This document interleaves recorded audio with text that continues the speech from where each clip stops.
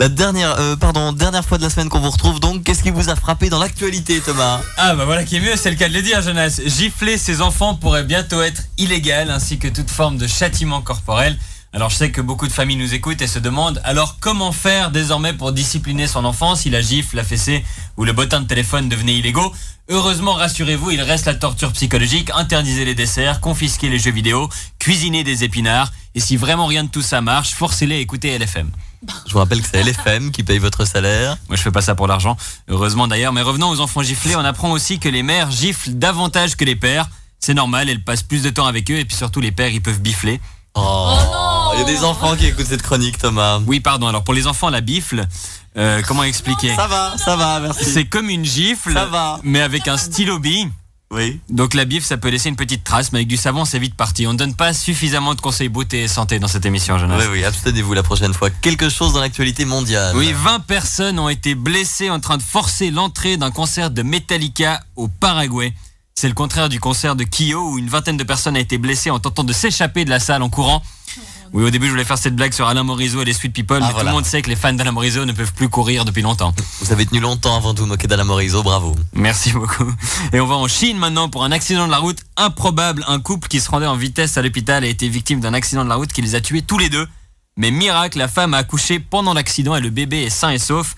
Je crois que ça s'appelle le karma quand on pense au nombre de bébés chinois qui ont été noyés par leurs parents juste après la naissance. Pour une fois, c'est le contraire. Mais à part ça, un nourrisson trouvé par terre dont les parents sont morts. Et c'est un oiseau, Jonas. C'est un avion, non.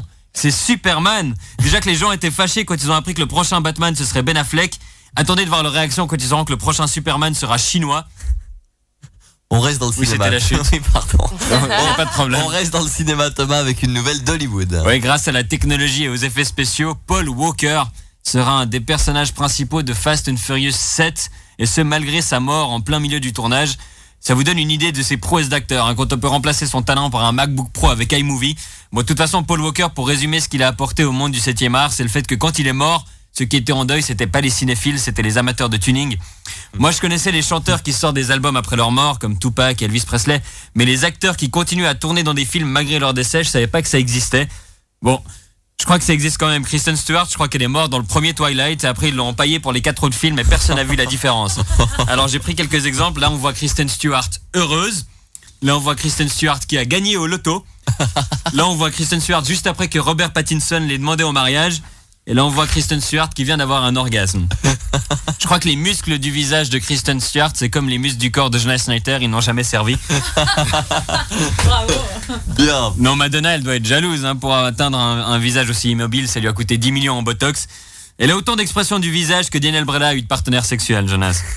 Il paraît que vous avez scruté les nouvelles judiciaires aussi. Oui, il y a un Valaisan qui a été condamné pour un mariage blanc avec une prostituée brésilienne. Moi, je savais pas que le mariage homosexuel était légal en Suisse, mais la justice a vite découvert que le mariage était bidon parce qu'il n'y avait aucun lien de parenté entre le mari et sa femme. Une petite dernière pour la fin, Thomas Wiesel. Et on reste dans les affaires policières avec la police genevoise qui a constaté une hausse de 121% des infractions liées à la pornographie illégale en 2013. En plus, pour les flics, c'est super difficile de lutter contre la pornographie illégale parce qu'ils n'ont qu'une main de libre.